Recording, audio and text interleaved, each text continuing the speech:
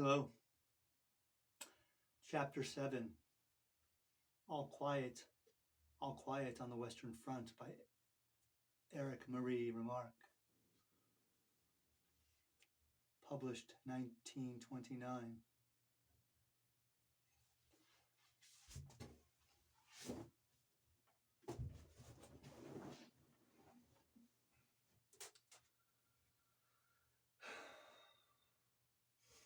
I hope you are well this fine moment.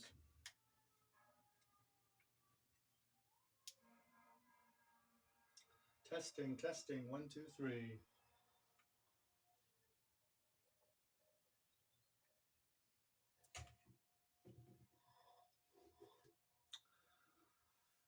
Okay.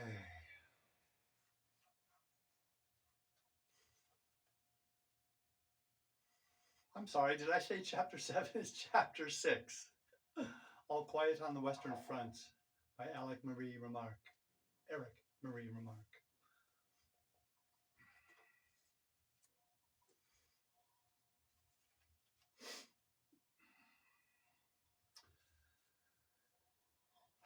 There are rumors of an offensive. We go up to the front 2 days earlier than usual. On the way, we pass a shelled school bus, stacked up against its longer side on a high double wall of yellow, unpolished, brand new coffins. They still smell of resin and pine and the forest. There are at least 100. That's a good preparation for the offensive, says Mueller, astonished. They're for us, growls Dettering. Don't talk rot, says Cat to him angrily. You be thankful if you get so much as a coffin, grins Jaden. They'll slip you a waterproof sheet for your old Aunt Sally as of a carcass.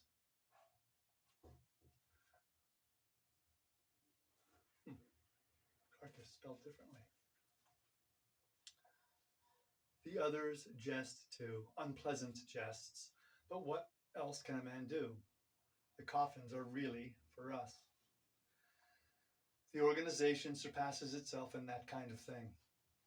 Ahead of us, everything is shimmering. The first night we try to get our bearings. When it is fairly quiet, we can hear the transports behind the enemy lines rolling ceaselessly until dawn. Cat says that they do not go back, but are bringing up troops, munitions, and guns. The English artillery has been strengthened. That we can detect at once. There are at least 4 more batteries of 9-inch guns to the right of the farm, and behind the poplars they have put in trench mortars. Besides these, they have brought up a number of those little French beasts with instantaneous fuses. We are now in low spirits. After we have been in the dugouts 2 hours, our own shells begin to fall in the trench. This is the 3rd time in 4 weeks. If it were simply a mistaken aim, no one would say anything. But the truth is that the barrels are worn out. The shots are often so uncertain that they land within our own lines. Tonight, 2 of our men were wounded by them. The front is a cage in which we must wait fearfully whatever may happen. We lie under the network of arching shells and live in a suspense of uncertainty. Over us, chance hovers. If a shot comes, we can duck, that is all. We neither know nor can determine where it will fall. It is this chance that makes us indifferent. A few months ago, I was sitting in a dugout playing scat. After a while, I stood up and went to visit some friends in another dugout. On my return, nothing more was to be seen of the first one. It had been blown to pieces by a direct hit. I went back to the second and arrived just in time to lend a hand digging it out. In the interval, it had been buried. It is just as much a matter of chance that I am still alive as that I might have been hit. in a bomb-proof dugout, I may be smashed to atoms and in the open may survive 10 hours bombarded unscathed. No soldier outlives 1,000 chances, but every soldier believes in chance and trusts his luck. We must look out for our bread. The rats have become much more numerous lately because the trenches are no longer in good condition. Dettering says it is a sure sign of a coming bombardment. The rats here are particularly repulsive. They are so fat, the kind we all call corpse rats. They have shocking, evil, naked faces, and it is nauseating to see their long, nude tails. They seem to be mighty hungry. Almost every man has had his bread gnawed. Crop wrapped his in his waterproof sheet and put it under his head. But he cannot sleep because they run over his face and get at it. Dettering meant to outwit them. He fastened a thin wire to the roof and suspended his bread from it. During the night, when he switched on his pocket torch, he saw the wire swing to and fro. On the bread was riding a fat rat. At last we put a stop to it. We cannot afford to throw the bread away because then we should have nothing left to eat in the morning. So we carefully cut off the bits of bread that the animals have gnawed. The slices we cut off are heaped together in the middle of the floor. Each man takes out his spade and lies down prepared to strike. Dettering, Crop, and Cat hold their pocket torches ready. After a few minutes, we hear the first shuffling and tugging. It grows. Now it is the sound of many little feet. Then the torches switch on, and every man strikes at the heap, which scatters with a rush. The result is good. We toss the bits of rat, over the parapet and again lie in wait. Several times we repeat the process. At last the beasts get wise to it, or perhaps they have scented the blood. They return no more. Nevertheless, before morning, the remainder of the bread on the floor has been carried off. In the adjoining sector, they attacked 2 large cats and a dog, bit them to death, and devoured them. Next day, there was an issue of Edamame cheese. Each man gets almost a quarter of a cheese. In one way, that is all to the good, for Edamame is tasty. But in another way, it is vile because the fat red balls have long been a sign of a bad time coming. Our forebodings increase as rum is served out. We drink it, of course, but are not greatly comforted. During the day, we loaf about and make war on the rats. Ammunition and hand grenades become more plentiful. We overhaul the bayonets, that is to say, the ones that have a saw on the blunt edge. If the fellows over there catch a man with one of those, he's killed at sight. Not sure what that means. In the next sector, some of our men were found whose noses were cut off and their eyes poked out with their own saw bayonets. Their mouths and noses were stuffed with sawdust so that they suffocated. Some of the recruits have bayonets of this sort. We take them away and give them the ordinary kind. But the bayonet has practically lost its importance. It is usually the fashion now to charge with bombs and spades only. The sharpened spade is a more handy and many-sided weapon. Not only can it be used for jabbing a man under the chin, but it is much better for striking with because of its greater weight. And if one hits between the neck and shoulder, It easily cleaves as far down as the chest. The bayonet frequently jams on the thrust, and then a man has to kick hard on the other fellow's belly to pull it out again.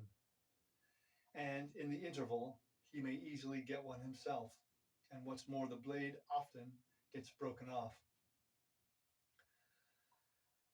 At night, they send over the gas. We expect the attack to follow and lie with our masks on, ready to tear them off as soon as the first shadow appears. Dawn approaches without anything happening, only the everlasting nerve-wracking roll behind the enemy lines. Trains, trains, lorries, lorries. But what are they concentrating? Our artillery fires on it continually, but still it does not cease. We have tired faces and avoid each other's eyes. It will be like the Somme, says Kat gloomily. There we were, shelled steadily for 7 days and nights. Kat has lost all his fun since we have been here, which is bad, for Kat is an old front hog and can smell what is coming. Only Jaden seems pleased with the good rations and the rum. He thinks we might even go back to rest without anything happening at all. It almost looks like it. Day after day passes. At night I squat in the listening post. Above me the rockets and parachute lights shoot up and float down again. I am cautious and tense. My heart thumps. My eyes turn again and again to the luminous dial of my watch. The hands will not budge. Sleep hangs on my eyelids. I work my toes in my boots in order to keep awake. Nothing happens till I am relieved. Only the everlasting rolling over there. Gradually we grow calmer and play scat and poker continually. Perhaps we will be lucky. All day the sky is hung with observation balloons. There is a rumor that the enemy are going to put tanks over and use low-flying planes for the attack. But that interests us less than what we hear of the new flamethrowers. We wake up in the middle of the night. The earth booms. Heavy fire is falling on us. We crouch into corners. We distinguish shells of every caliber. Each man lays hold of his things and looks again every minute to reassure himself that they are still there. The dugout heaves. The night roars and flashes. We look at each other in the momentary flashes of light, and with pale faces and pressed lips shake our heads. Every man is aware of the heavy shells tearing down the parapet, rooting up the embankment and demolishing the upper layers of the concrete. When a shell lands in the trench, we note how the hollow, furious blast is like a blow from the paw of a raging beast of prey. Already by morning, a few of the recruits are green and vomiting. They are too inexperienced. Slowly, the gray light trickles into the post, and the pales and the flashes of the shells. Slowly, the gray light trickles into the post and pales the flashes of the shells. Okay. Morning has come. The explosion of mines mingles with the gunfire. That is the most dementing convulsion of all. The whole region where they go up becomes one grave. The reliefs go out. The observers stagger in, covered with dirt and trembling. One lies down in silence in the corner and eats. The other, an older man of the new draft, sobs. Twice he has been flung over the parapet by the blast of the explosions without getting any more than shell shock. The recruits are eyeing him. We must watch them. These things are catching. Already some lips begin to quiver. It is good that it is growing daylight. Perhaps the attack will come before noon. The bombardment does not diminish. It is falling in the rear, too. As far as one can see, spout fountains of mud and iron. A wide belt is being raked. The attack does not come, but the bombardment continues. We are gradually benumbed. Hardly a man speaks. We cannot make ourselves understood. Our trench is almost gone.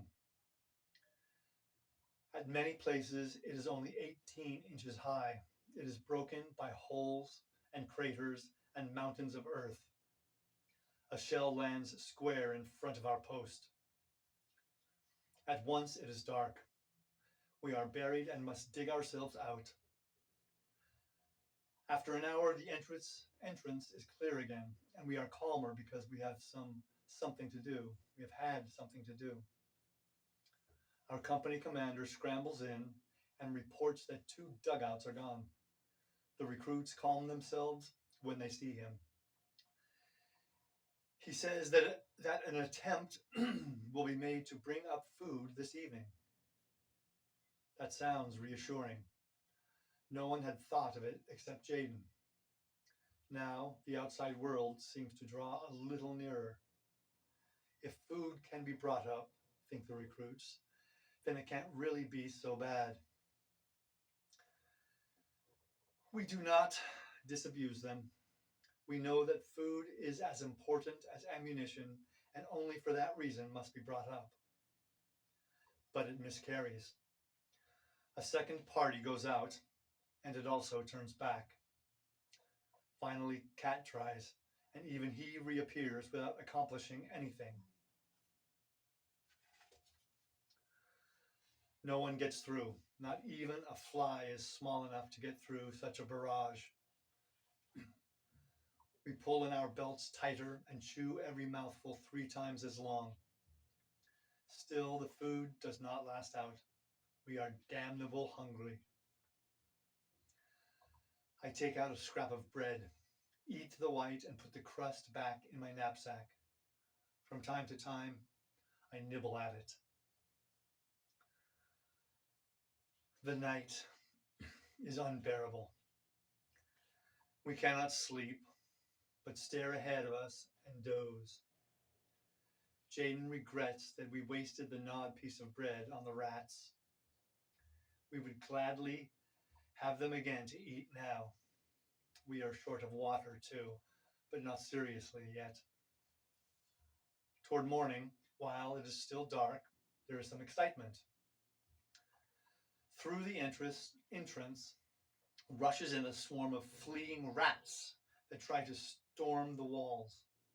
Torches light up the confusion. Everyone yells and curses and slaughters. The madness and despair of many hours unloads itself in this outburst. Faces are distorted. Arms strike out and the beasts scream. We just stop in time to avoid attacking one another. The onslaught has exhausted us. We lie down to wait again. It is a marvel that our post has had no casualties so far.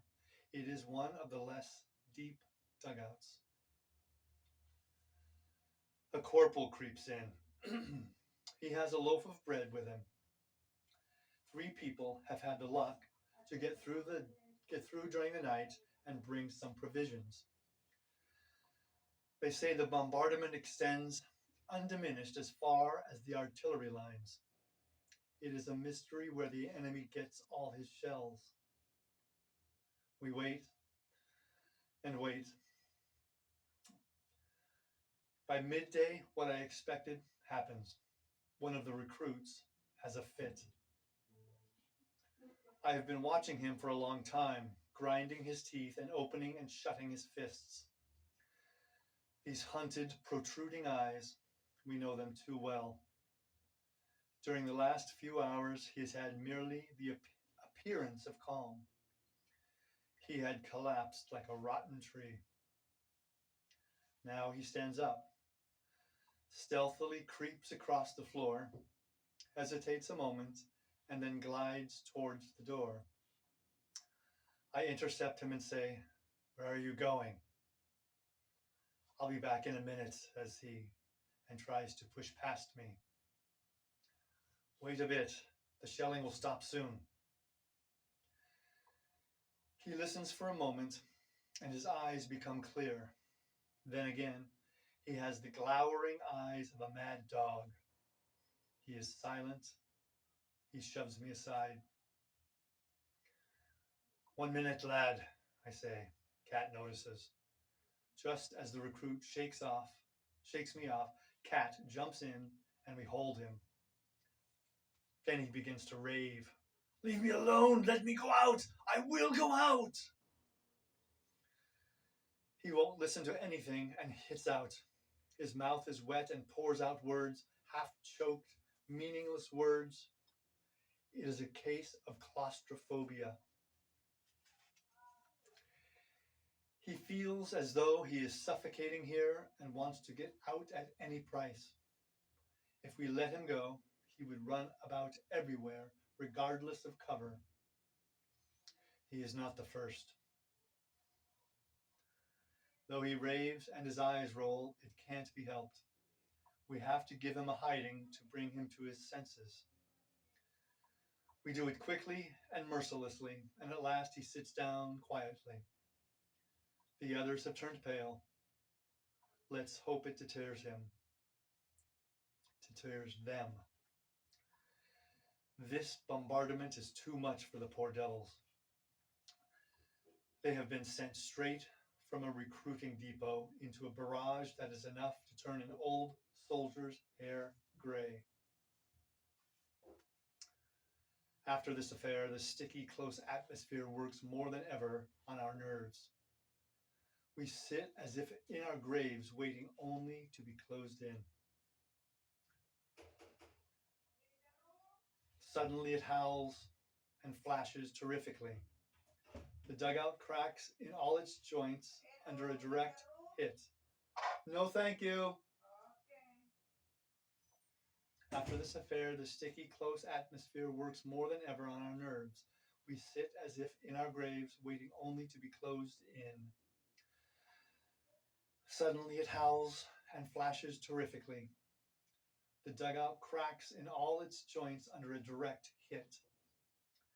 Fortunately, only a light one that the concrete blocks are able to withstand. It rings metallically. The walls reel. Rifles, helmets, earth, mud, and dust fly everywhere. Sulfur fumes pour in. If we were in one of those light dugouts that they have been building lately, instead of this deeper one, none of us would be alive. But the effect is bad enough even so. The recruit starts to rave again, and two others follow suit. One jumps up and rushes out. We have trouble with the other two. I start after one who escapes and wonder whether to shoot him in the leg. Then it shrieks again. I fling myself down, and when I stand up, the wall of the trench is plastered with smoking splinters, lumps of flesh, and bits of uniform. I scramble back. The first recruit seems actually to have gone insane. He butts his head against the wall like a goat. We must try tonight to take him to the rear. Meanwhile, we bind him, but in such a way that in case of attack, he can be released at once. Cat suggests a game of scat. It is easier when a man has something to do, but it is no use. We listen for every explosion that comes close, miscount the tricks, and fail to follow suit. We have to give it up. We sit as though in a boiler that is being belabored from without on all sides. Night again.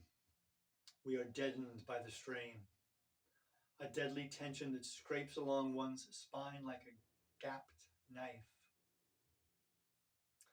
Our legs refuse to move, our hands tremble, our bodies are a thin skin stretched painfully over repressed madness, over an almost irresistible bursting roar. We have neither flesh nor muscles any longer. We dare not look at one another for fear of some miscalculable thing. So we shut our teeth. It will end. It will end. Perhaps we will come through.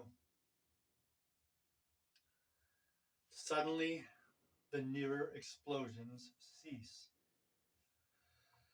The shelling continues, but it has lifted and falls behind us. Our trench is free. We seize the hand grenades, pitch them out in front of the dugout, and jump after them. The bombardment has stopped, and a heavy barrage now falls behind us. The attack has come. No one would believe that in this howling waste there could still be men, but steel helmets now appear on all sides out of the trench, and 50 yards from us, a machine gun is already in position and barking. The wire entanglements are torn to pieces, yet they offer some obstacle. We see the storm troops coming. Our artillery opens fire. Machine guns rattle, rifles crack. The charge works its way across. Hay and crop begin with the hand grenades. They throw as fast as they can. Others pass them, the handles with the strings already pulled. Hay throws 75 yards. Crop 60. It has been measured. The distance is important. The enemy, as they run, cannot do much before they are within 40 yards. We recognize the smooth, distorted faces, the helmets. They are French. They have already suffered heavily when they reach the remnants of the barbed wire entanglements. A whole line has gone down before our machine guns. Then we have a lot of stoppages, and they come nearer. I see one of them, his face upturned, fall into a wire cradle. His body collapses. His hands remain suspended as though he were praying. Then his body drops clean away, and only his hands with the stumps of his arms, shot off, now hang on the wire.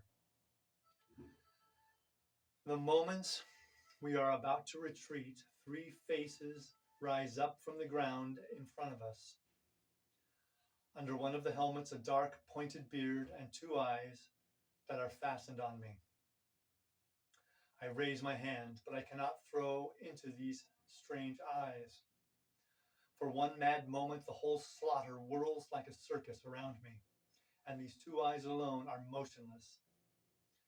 Then the head rises up, a hand, a movement, and my hand grenade flies through the air and into him. We make for the rear, pull wire cradles into the trench, and leave bombs behind us with the strings pulled, which ensures us a fiery retreat. The machine guns are already firing from the next position. We have become wild beasts. We do not fight. We defend ourselves against annihilation. It is not against men that we fling our bombs. What do we know of men in this moment when death is hunting us down? Now, for the first time in 3 days, we can see his face. Now, for the first time in 3 days, we can oppose him. We feel a mad anger. No longer do we lie helpless, waiting on the scaffold. We can destroy and kill to save ourselves, and to be revenged. We crouch behind every corner, behind every barrier of barbed wire, and hurl heaps of explosives at the feet of the advancing enemy before we run. The blast of the hand grenades impinges powerfully on our arms and legs. Crouching like cats, we run on, overwhelmed by this wave that bears us along, that fills us with ferocity, turns us into thugs, into murderers, into God only knows what devils. This wave that multiplies our strength with fear and madness and greed of life, seeking and fighting for nothing but our deliverance. If your own father came over with them, you would not hesitate to fling a bomb at him. The forward trenches have been abandoned. Are they still trenches? They are blown to pieces, annihilated.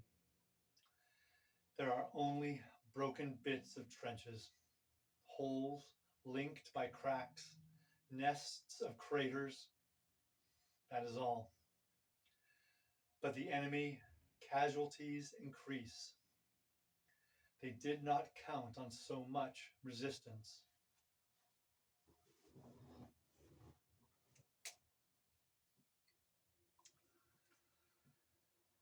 It is nearly noon. The sun blazes hotly. The sweat stings in our eyes. We wipe it off on our sleeves, and often blood with it. At last we reach a trench that is in a somewhat better condition. It is manned and ready for the counterattack. It receives us. Our guns open in full blast and cut off the enemy attack. The lines behind us stop. They can advance no farther. The attack is crushed by our artillery. We watch. The fire lifts 100 yards, and we break forward. Beside me, a lance corporal has his head torn off. He runs a few steps more, while the blood spouts from his neck like a fountain. It does not come quite to hand fighting. They are driven back. We arrive once again at our shattered trench and pass on beyond it. Oh, this turning back again. We reach the shelter of the reserves and yearn to creep in and disappear. But instead we must turn round and plunge again into the horror. If we were not automata at this moment, we would continue lying there, exhausted and without will. But we are swept forward again, powerless, madly savage and raging. We will kill, for they are still our mortal enemies. Their rifles and bombs are aimed against us, and if we don't destroy them, they will destroy us. The brown earth, the torn, blasted earth, with a greasy shine under the sun's rays. The earth is the background of this restless, gloomy world of automatons. Our gasping is the scratching of a quill. Our lips are dry, our heads are debauched with stupor. Thus we stagger forward, and into our pierced and shattered souls bores. Thus we stagger forward, and into our pierced and shattered souls bores the torturing image of the brown earth with the greasy sun and the convulsed and dead soldiers who lie there. It can't be helped. Who cry and clutch at our legs as we spring away over them. We have lost all feeling for one another. We can hardly control ourselves when our glance lights on the form of some other man. We are insensible, dead men, who, through some trick, some dreadful magic, are still able to run and to kill. A young Frenchman lags behind. He is overtaken.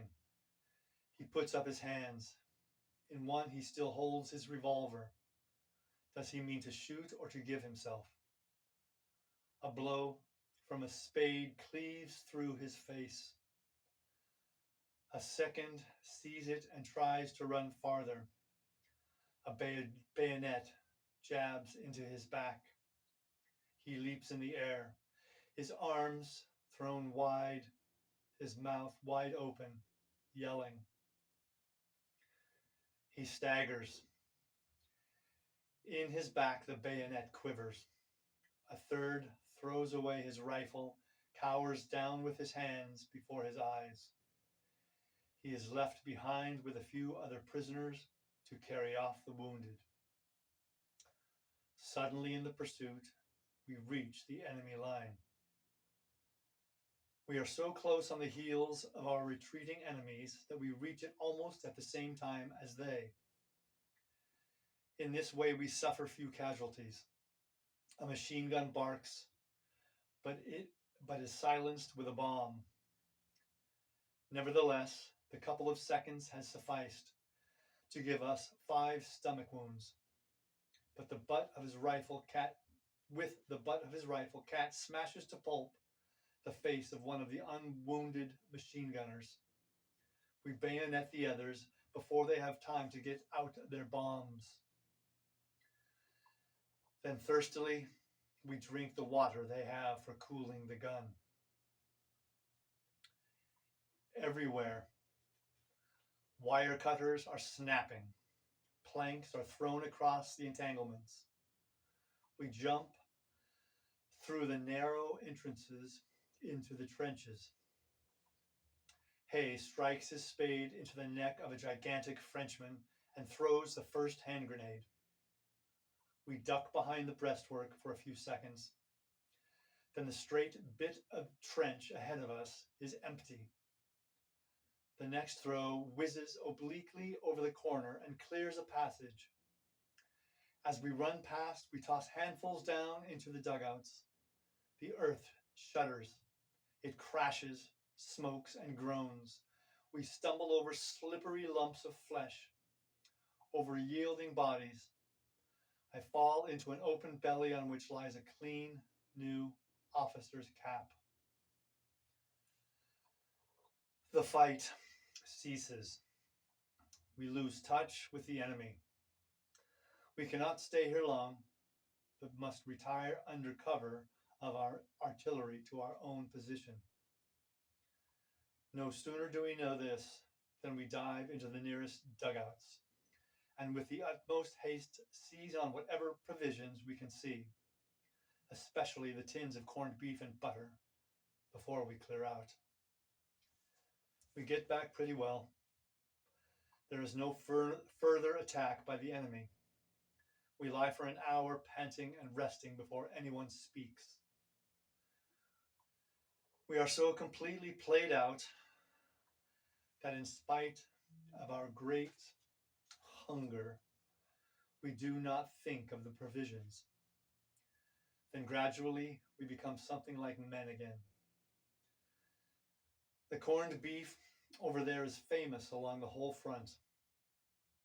Occasionally it has been the chief reason for a flying raid on our part, for our nourishment is generally very bad. We have a constant hunger. We bagged 5 tins altogether.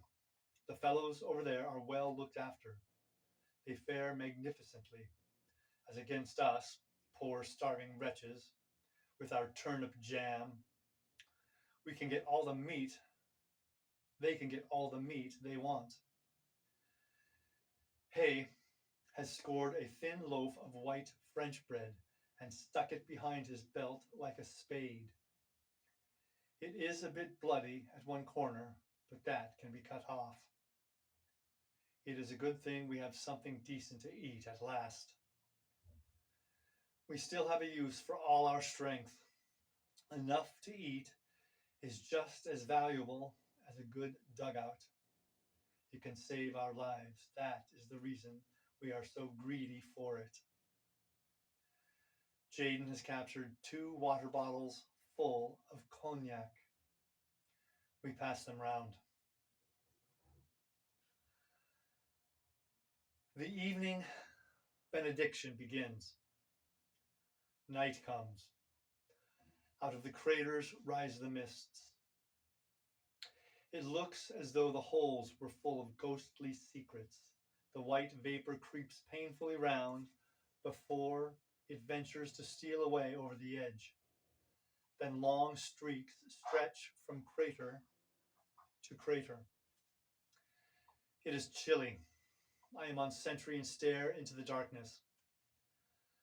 My strength is exhausted as always after an attack, and so it is hard for me to be alone with my thoughts. They are not properly thoughts, they are memories which in my weakness haunt me and strangely move me.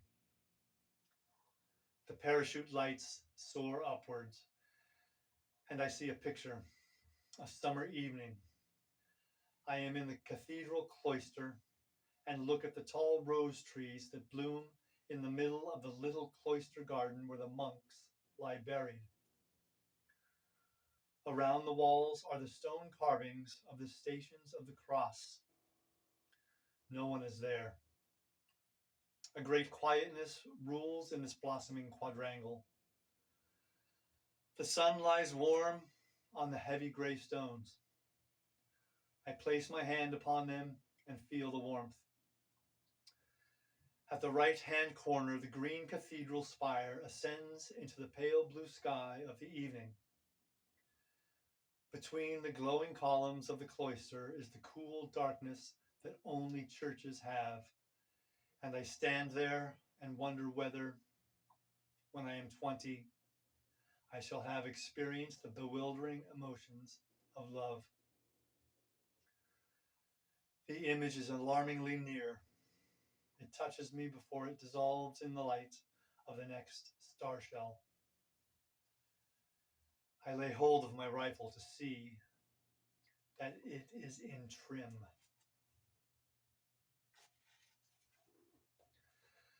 The barrel is wet. I take it in my hands and rub off the moisture with my fingers. Between the meadows behind our town, there stands a line of old poplars by a stream. They were visible from a great distance, and although they grew on one bank only, we called them the Poplar Avenue. Even as children, we had a great love of them. They drew us vaguely thither. We played truant the whole day with them and listened to their rustling. We sat beneath them on the bank of the stream and let our feet hang in the bright, swift waters. The pure fragrance of the water and the melody of the wind in the poplars held our fancies. We loved them dearly, and the image of those days still makes my heart pause in its beating.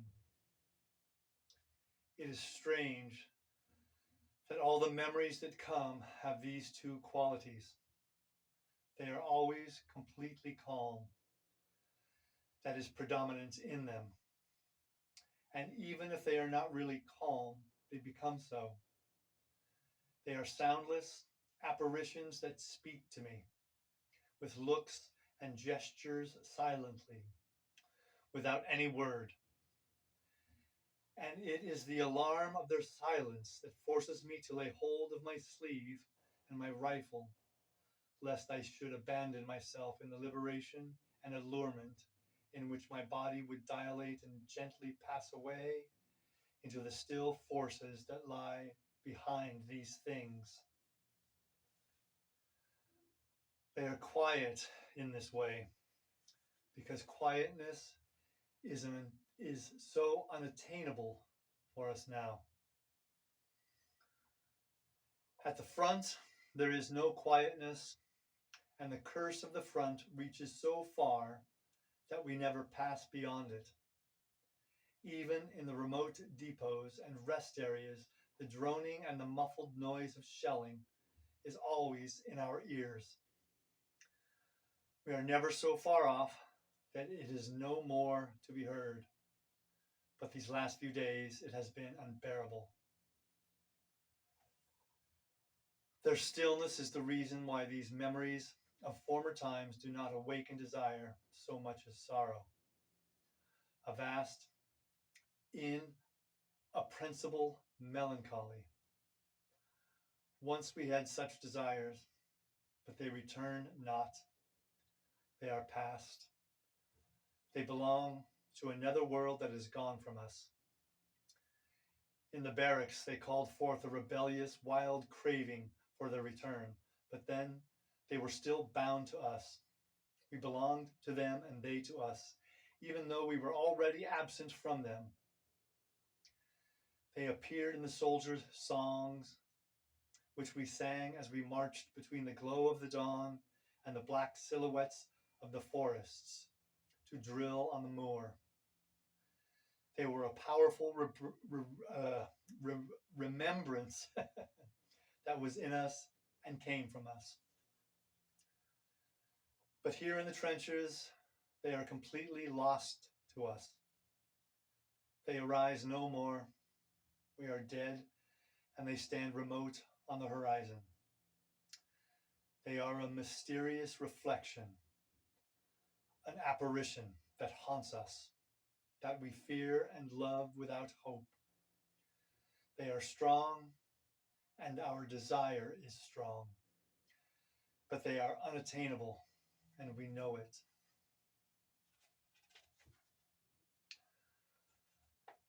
And even if these scenes of our youth were given back to us, we would hardly know what to do. The tender secret influence that passed from them into us could not rise again. We might be amongst them and move in them. We might remember and love them and be stirred by the sight of them. But it would be like gazing at the photograph of a dead comrade. Those are his features. It is his face. And the days we spent together take on a mournful life in the memory. But the man himself, it is not. We could never regain the old intimacy with those scenes. It was not any recognition of their beauty and their significance that attracted us, but the communion, the feeling of comradeship. Excuse me. With the things and events of our existence, which cut us off and made the world of our parents a thing incomprehensible to us. For then we surrendered ourselves to events and were lost in them. And the least little thing was enough to carry us down the streams of eternity. Perhaps it was only the privilege of our youth, but as yet we recognized no limits and saw nowhere an end. We had that thrill of expectation in the blood which united us with the course of our days.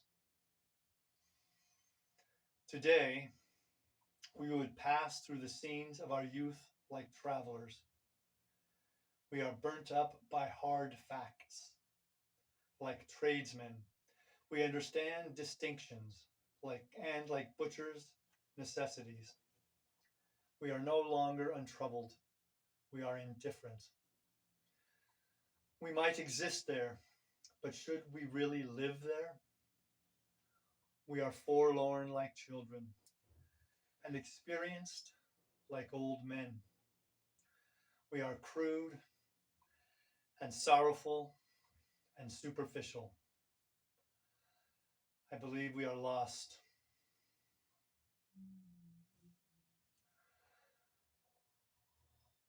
My hands grow cold and my flesh creeps, and yet the night is warm.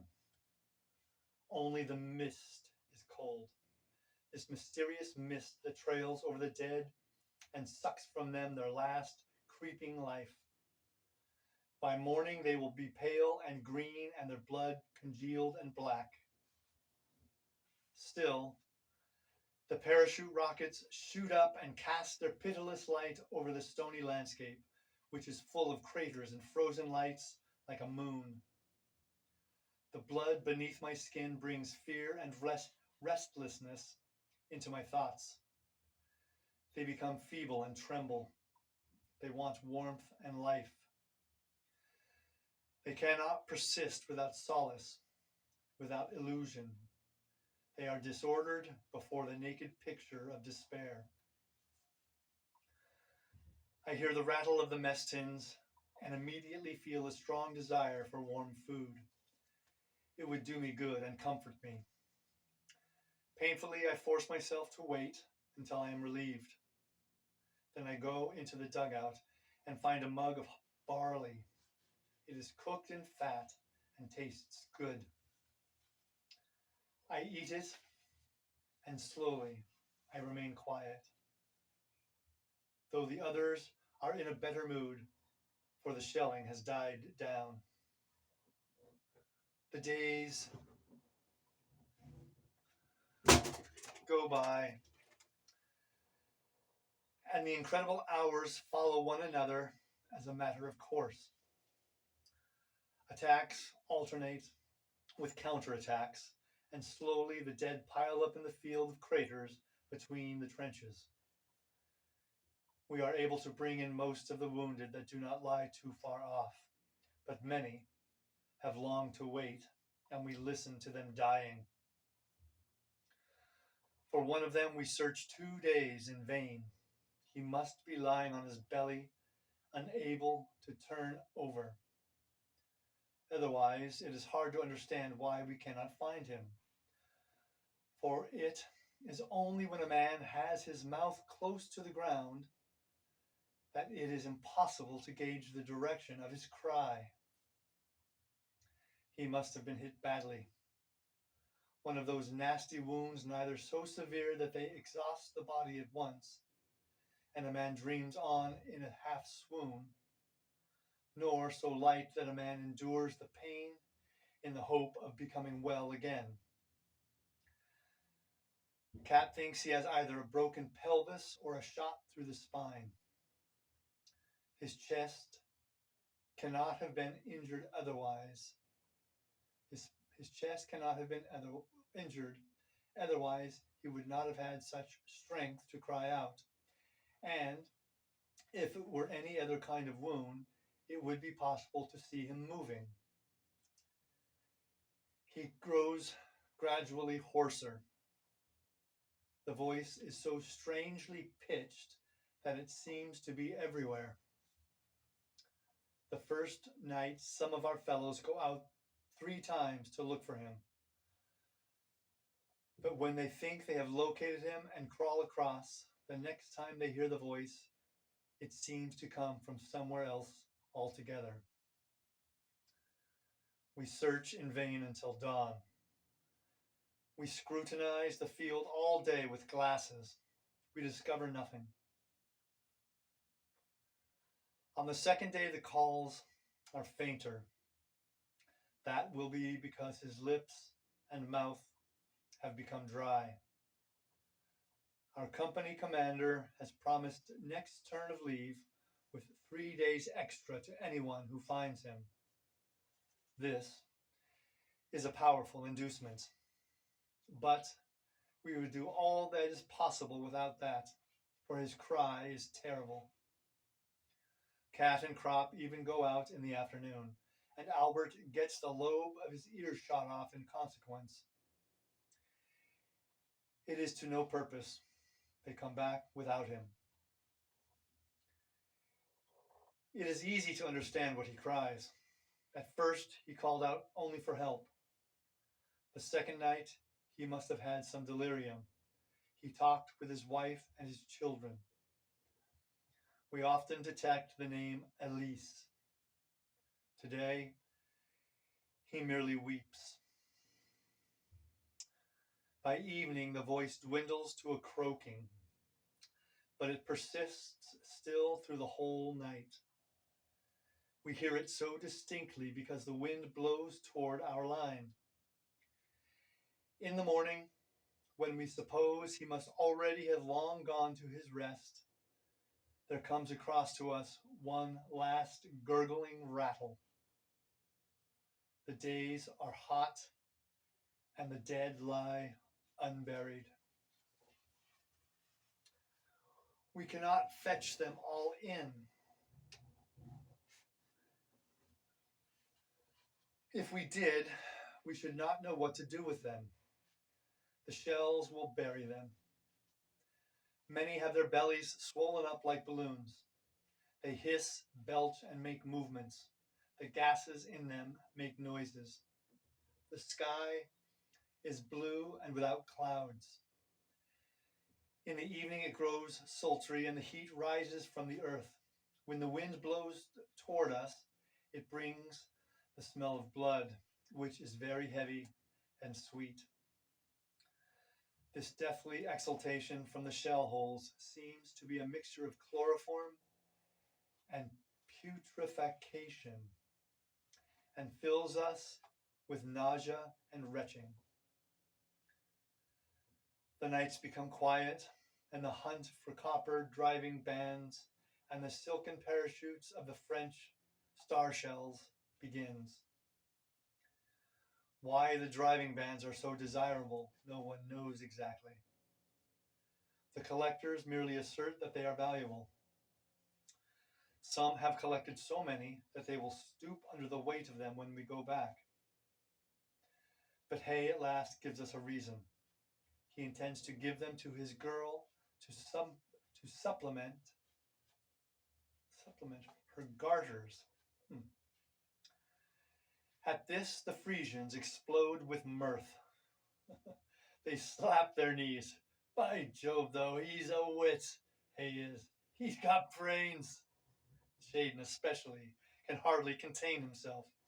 He takes the largest of the rings in his hand and every now and then puts his legs through it to show how much slack there is. Hey, man, she must have legs like legs. His thoughts mount somewhat higher. And behind, too, she must have like an elephant. He cannot get over it. I wish I could play hot hand with her once. My hat, Hay beams, proud that his girl should receive so much appreciation.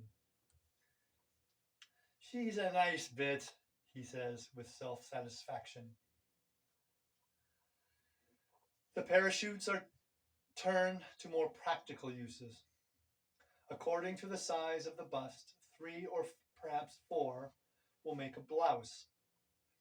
Crop and I use them as handkerchiefs. The others send them home. If the women could see at what risk these bits of rag are often obtained, they would be horrified.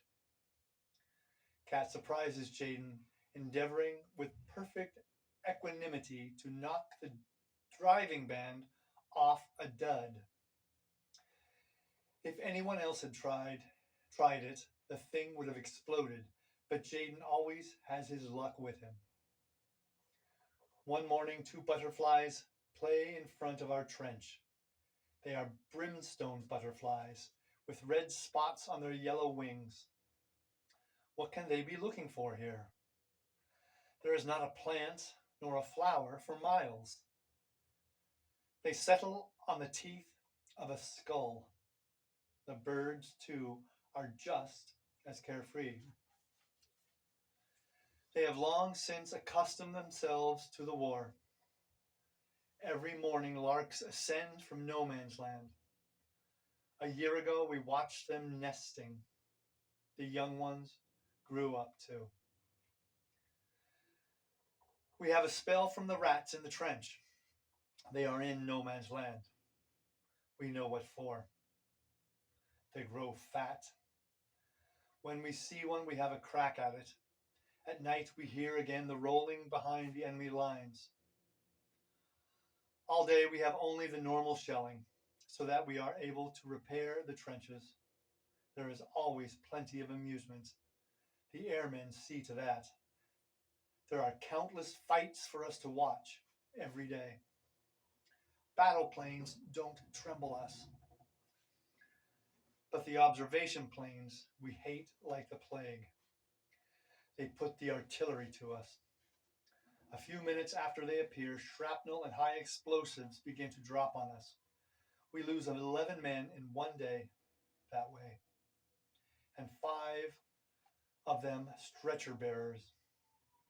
2 are smashed so that Jaden remarks you could scrape them off the wall of the trench with a spoon and bury them in a mess tin.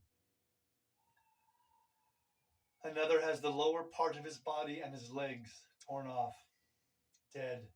His chest leans against the side of the trench. His face is lemon yellow. In his beard still burns a cigarette. It glows until it dies out on his lips. We put the dead in a large shell hole. So far, there are 3 layers, one on top of the other.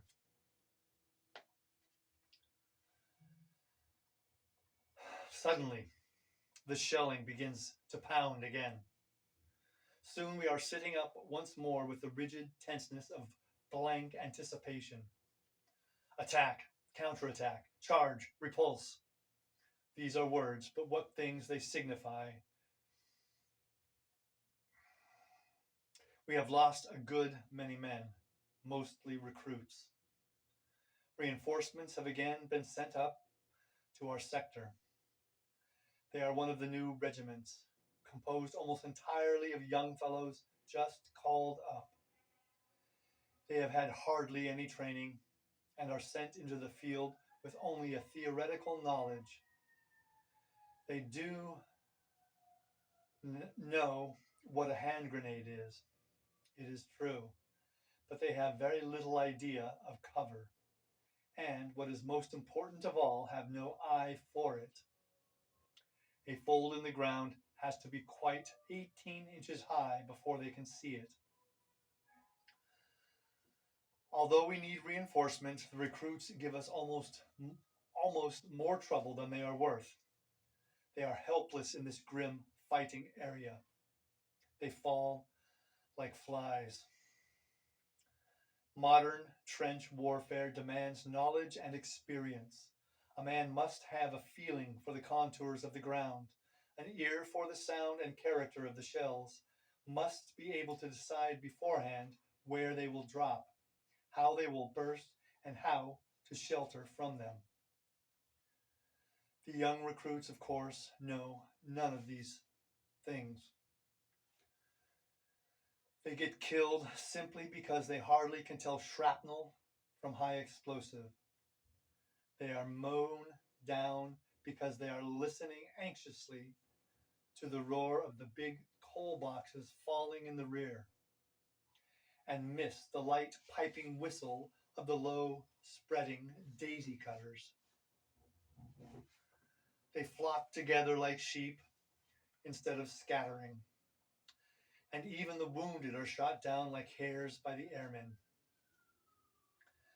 Their pale turnip faces, their pitiful clenched hands, the fine courage of these poor devils, the desperate charges and attacks made by the poor brave wretches who are so terrified that they dare not cry out loudly, but with battered chests, with torn bellies, arms and legs only whimper softly for their mothers and cease as soon as one looks at them. Their sharp, downy, dead faces have the awful expressionless of dead children. It brings a lump into the throat to see how they go over and run and fall. A man would like to spank them, they are so stupid, and to take them by the arm and lead them away from here where they have no business to be. They wear gray coats and trousers and boots, but for the most of them, the uniform is far too big. It hangs on their limbs. Their shoulders are too narrow, their bodies too slight. No uniform was ever made to these childish measurements. Between 5 and 10 recruits fall to every old hand. A surprise gas attack carries off a lot of them. They have not yet learned what to do. We found dugout, one dugout full of them, with blue heads and black lips. Some of them, in a shell hole, took off their masks too soon. They did not know that the gas lies longest in the hollows. When they saw others on top without masks, they pulled theirs off too and swallowed enough to scorch their lungs. Their condition is hopeless. They choke to death with hemorrhages and suffocation.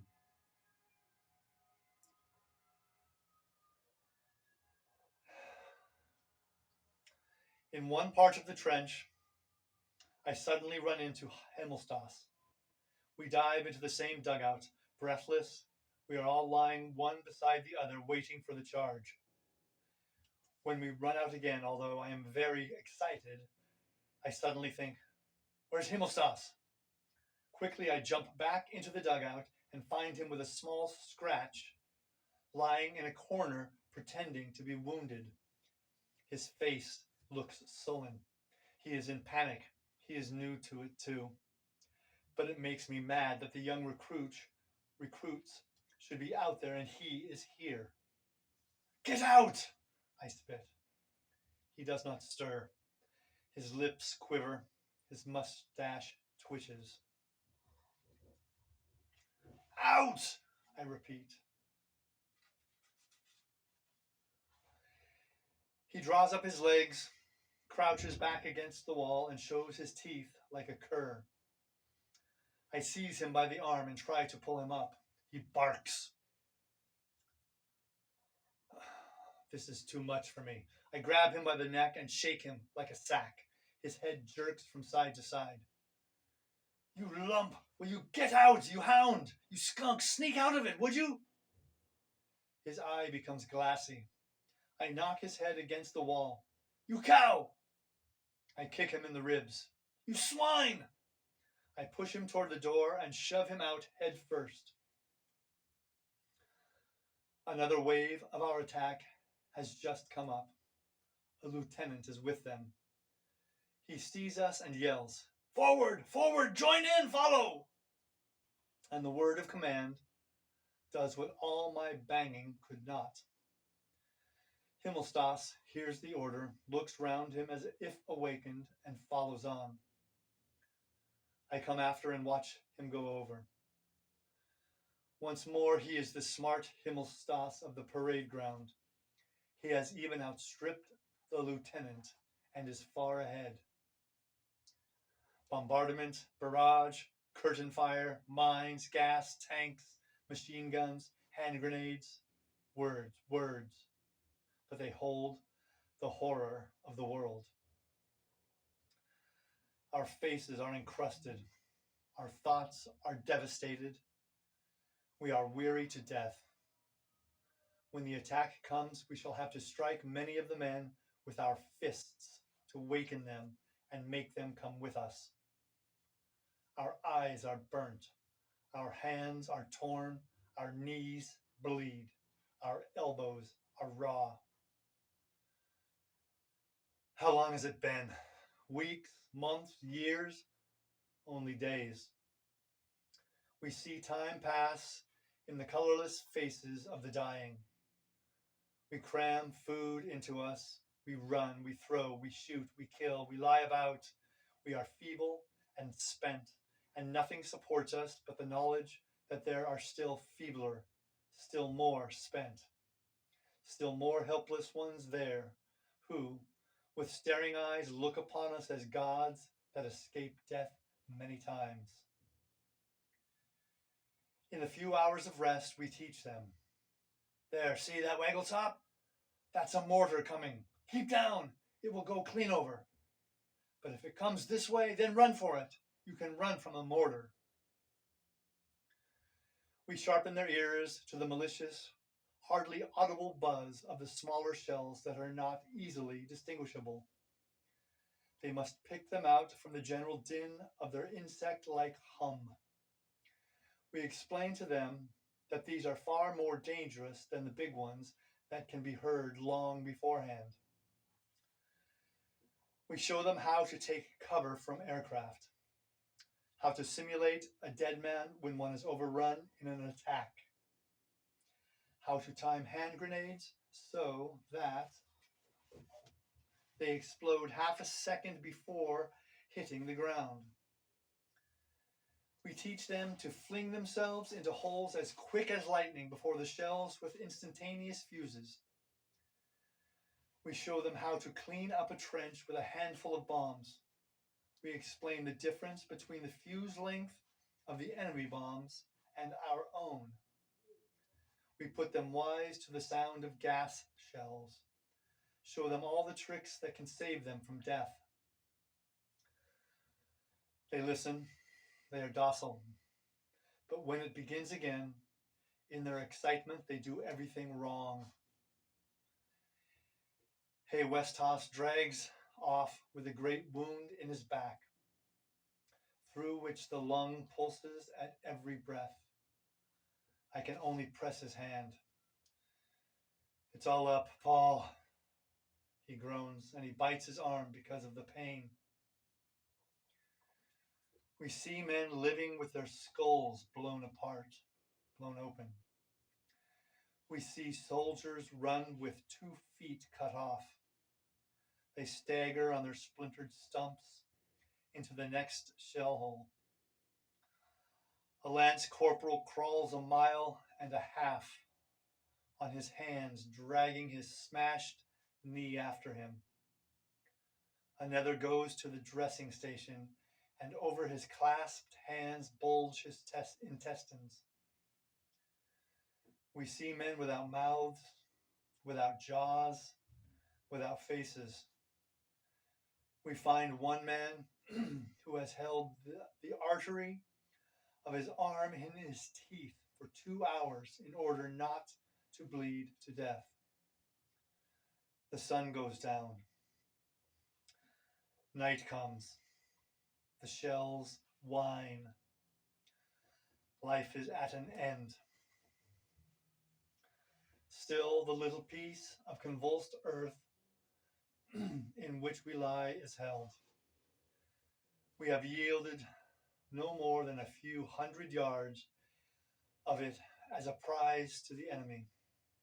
But on every yard there lies a dead man. We have just been relieved.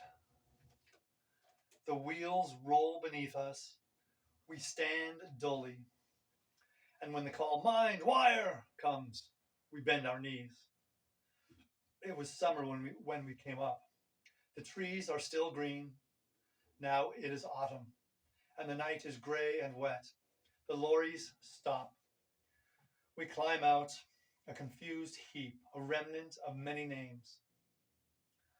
On either side stand people, dark, calling out the numbers of the brigades, the battalions, and at each call a little group separates itself off, a small handful of dirty, pallid soldiers, a dreadfully small handful, and a dreadfully small remnant. Now someone is calling the number of our company. It is, yes, the company commander. He has come through. Then his arm is in a sling. We go over to him, and I recognize Kat and Albert. We stand together, lean against each other, and look at one another. And we hear the number of our company called again and again. He will call a long time. They do not hear him in the hospitals and shell holes. Once again, "Second company, this way!" And then more softly, "Nobody else, second company!" He is silent, and then huskily he says, "Is that all?" He gives the order, "Number!" The morning is gray. It was still summer when we came up, and we were 150 strong. Now we freeze. It is autumn, the leaves rustle, the voices flutter out wearily. 1, 2, 3, 4, and cease at 32. And there is a long silence before the voice asks, "Anyone else?" and waits, and then says softly, "In squads," and then breaks off and is only able to finish, "Second company," and with difficulty, "Second company, march, easy." A line. A short line trudges off into the morning. 32 men.